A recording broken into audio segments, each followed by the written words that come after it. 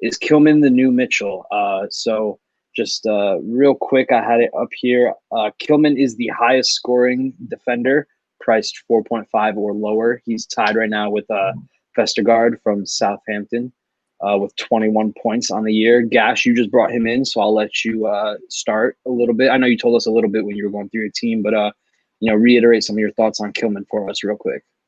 Yeah, I just think he's the best option at 4.0, and I want to have one of those in there to not spend too much money on my defense.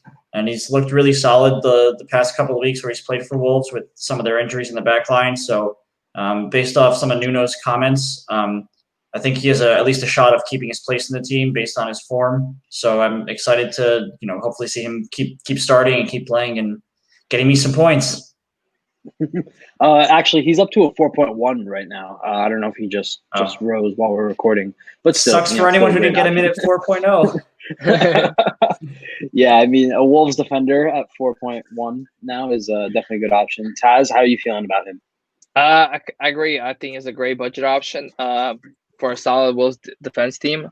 And you say he's the highest scoring of like cheap budget defender. He only started game week 4. I believe it was his first game fully playing since the injuries. He only played in game week 4 and 5, right? Yeah, and in those 2 game weeks he recorded 21 points. Yeah, and it's the game winner to him in this. So I mean, there's doubts about him keeping his spot, especially with the injuries. Some of the Wolves defenders are injured coming back.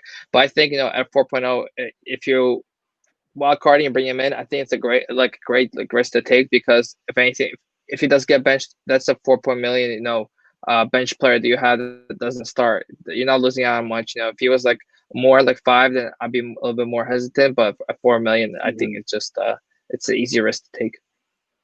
So since you're not on the wild card, would you consider wasting not wasting, but would you consider using a transfer on him, or is he just somebody you would only look at in a wild card situation? Things like, I feel like if I'm not wild carding and I have, unless I'm completely happy with my attack and I'm on 2 transfers right now and I would lose one, and I could just switch Mitchell for him or something like that, then I would do it.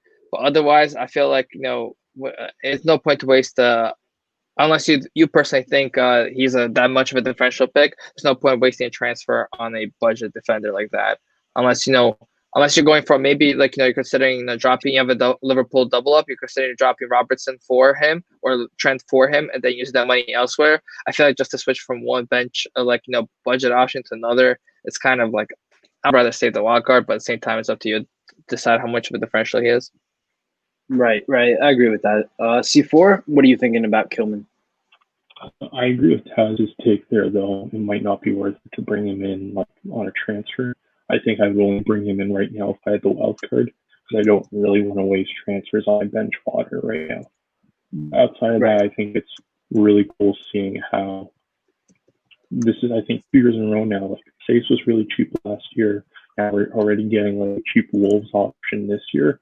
I think we've seen with Nuno that he's willing to trust those, let's call it, less proven options, and that makes it more valuable from an FPL perspective.